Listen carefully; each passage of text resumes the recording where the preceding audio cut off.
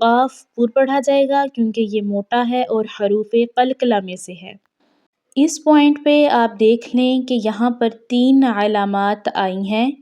ایک تو میم کی علامت ہے اور دوسری طا کی علامت ہے، اور یہ تینوں علامات وقف کی ہیں۔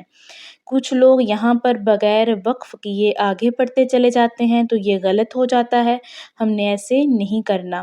کیونکہ یہاں پر تینوں علامات وقف کی آئی ہیں اور اتنی علامات آنے کی وجہ سے یہاں پر وقف لازم ہو جاتا ہے۔ طا کا مطلب ہے وقف مطلق،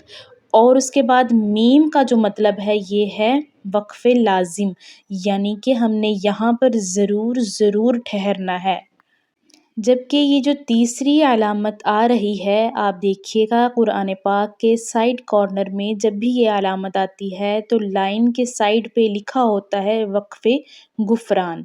اور یا اس کی دوسری اپوزٹ سائیڈ پہ لکھا ہوتا ہے وقف منزل۔ اب ہم سمجھ لیتے ہیں کہ وقف غفران کسے کہتے ہیں اور وقف منزل کسے کہتے ہیں، اور ان کے اس مطلب کو جاننے کے بعد کیا ہمارا یہاں پر وقف کرنا ضروری